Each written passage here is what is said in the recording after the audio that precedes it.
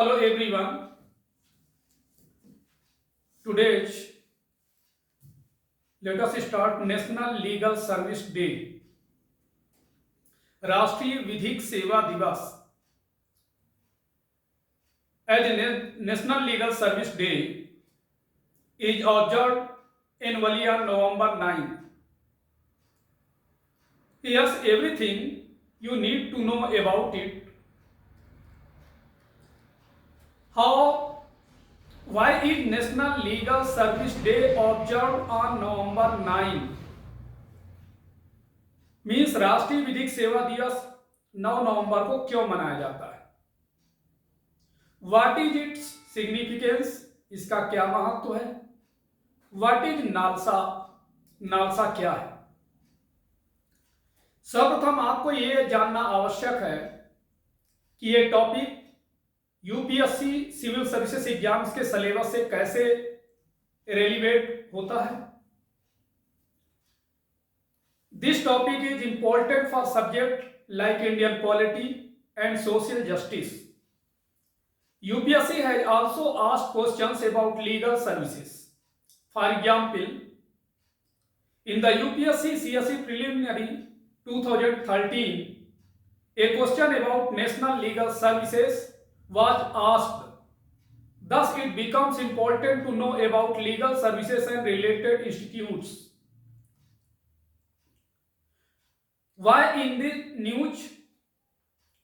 National Legal Services Day is observed in India every year on November 9 to promote legal awareness and ensures access to justice for all citizens, particularly those from marginalized communities.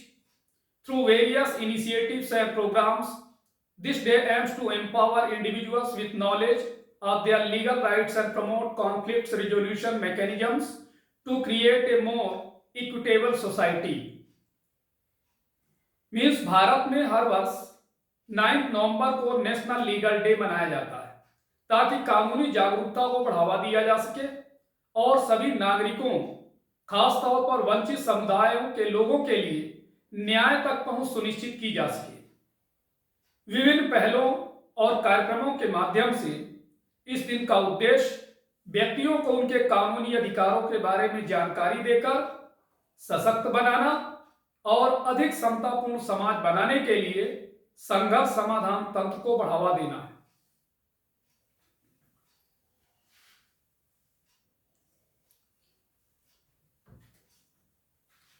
Some questions generate on these topics like why is National Legal Service Day observed on November 9? राष्ट्रीय विधिक सेवा दिवस 9 नवंबर को क्यों मनाया जाता है? The Supreme Court of India established National Legal Services Day in 1995 to provide free legal assistance and support to society's most vulnerable section. The day emphasized empowering marginalized communities, highlighting the importance of equal access to justice and advocating that no one should be deprived of legal representation due to economic disadvantages. It aims to bridge the gap between the law and people in greatest need through a variety of activities organized by NALSA and other legal entities, including legal awareness programs, workshops and camps.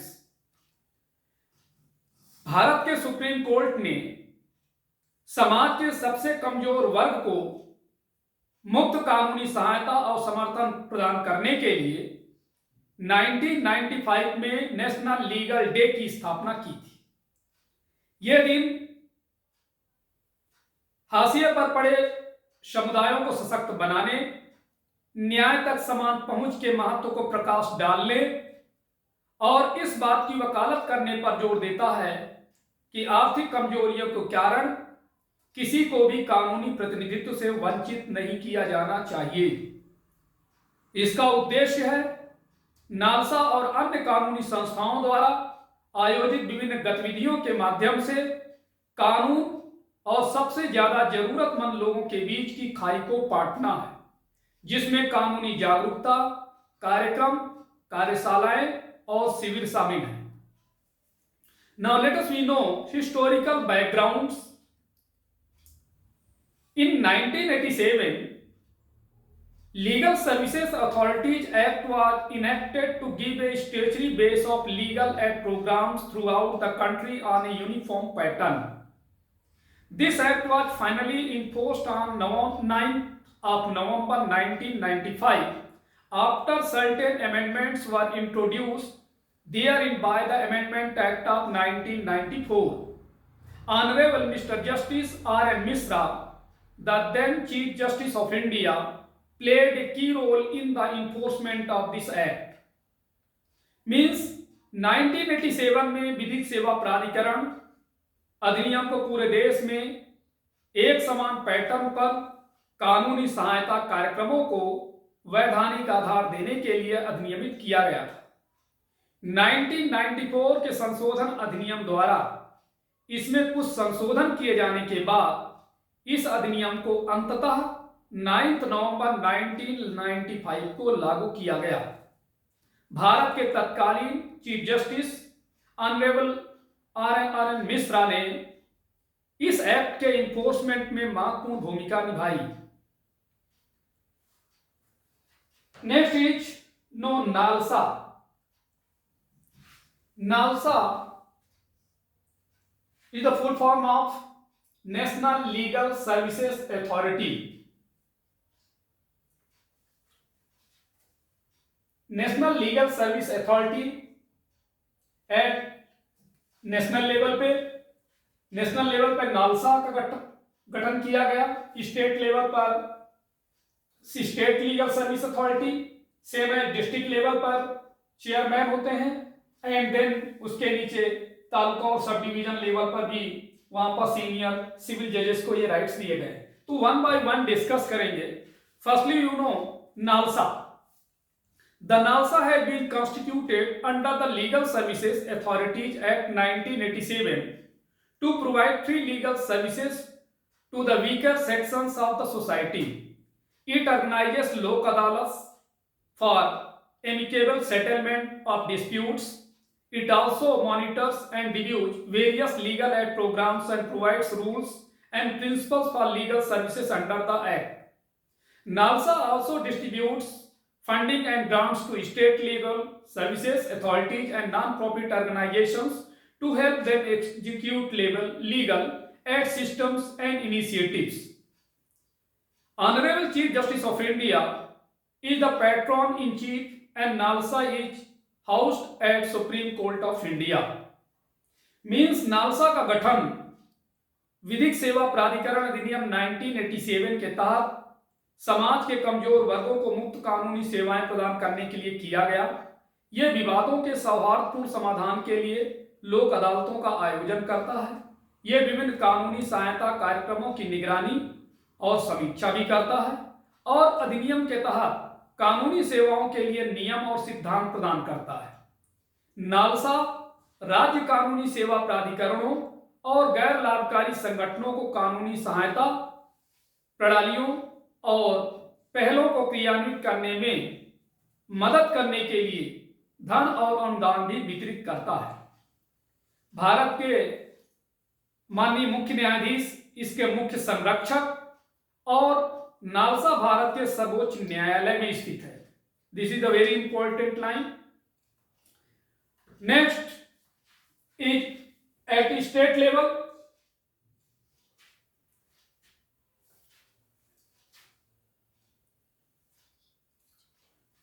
Now, firstly, you know objectives of legal services authorities. Providing free legal aid and advices means निःशुल्क कानूनी सहायता और सलाह प्रदान करना। Spreading legal awareness, कानूनी जागरूकता फैलाना। Promoting settlement of disputes through alternative dispute resolution mechanisms. Various kinds of ADR mechanisms are arbitration, conciliation, judicial settlement, including settlement through lok adalat or mediations. मतलब वैकल्पिक विवाद समाधान तंत्र के माध्यम से विवादों के निपटारे को बढ़ावा देना, विभिन्न प्रकार के एडीआर तंत्रों में मध्यस्थता, सुलह, न्यायिक निपटान, लोक अदालत या मध्यस्थता के माध्यम से निपटान शामिल है। ऑर्गेनाइजिंग लोक अदालतों का आयोजन करना। तो objective of legal services authority, आपको पता होना चाहिए कि इस सर्विसेज का मेन ऑब्जेक्टिव क्या है और इसी ऑब्जेक्टिव हेतु इस संगठन की स्थापना की गई। Next, at state level, state legal service authority means राज्य विधिक सेवा प्राधिकरण, शार्ट में से सल्सा बोलते हैं। The state legal service authority is established in every state to implement NALSA policies and provide free legal services including lok adalats. The state legal services authority is headed by the Honorable Chief Justice of the respective High Court, who is the patron in chief of the state legal services authority. मतलब ये हुआ कि NALSA नीतियों को लागू करने और लोक अदालतों सहित मुक्त कानूनी सेवाएं प्रदान करने के लिए प्रत्येक राज्य में राज्य विधिक सेवा प्राधिकरण की स्थापना की जाती है। राज्य विधिक सेवा प्राधिकरण का नेतृत्व संबंधित हाई कोर्ट के माननीय मुख्य न्यायाधीश करते हैं, जो राज्य विधिक सेवा प्राधिकरण के मुख्य संरक्षक होते हैं। मतलब सेम एज इट इज देखें, जिस प्रकार से नालसा में सुप्रीम कोर्ट के चीफ जस्टिस मुख्य संरक्षक होते हैं, वैसा ही राज्य विधिक सेवा प्राधिकरण यानी स्टेट लीगल सर्विसेज अथॉरिटी के मुख्य संरक्षक पर्टिकुलर स्टेट के चीफ जस्टिस होंगे। Next is district level, district legal service authority, DLSA means जिला विधिक सेवा प्राधिकरण। आप सब देखते होंगे कि हर जिलों में जहां पर जिला न्यायालय होते हैं उसी के आसपास जिला विधिक सेवा प्राधिकरण का भी कार्यालय होता है। Means similarly in every District Legal Services Authority has been constituted to implement legal services programs in the district.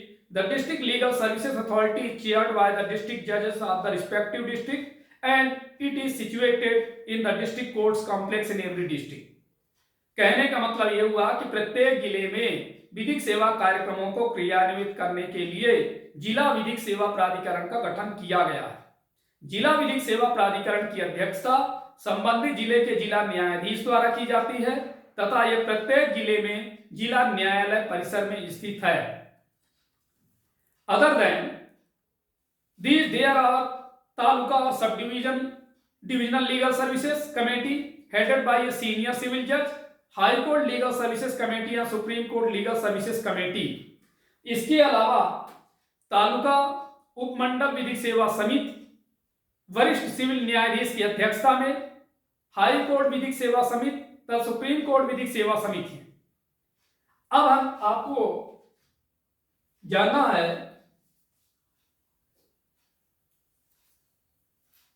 What is the significance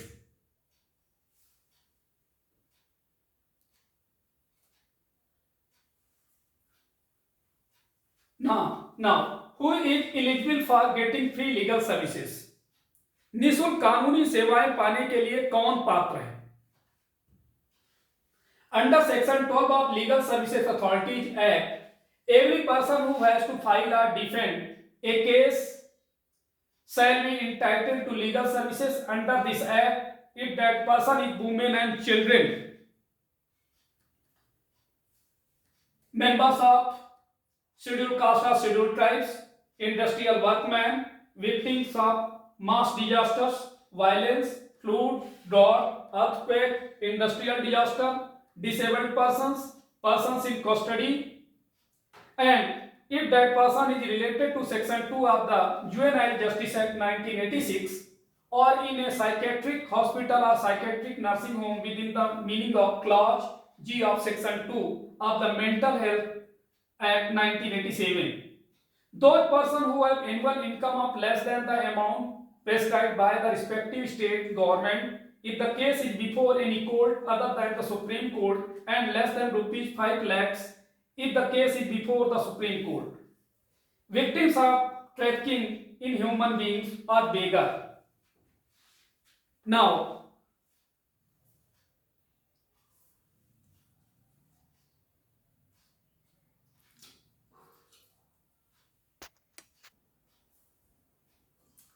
Now let us words Nyadweep.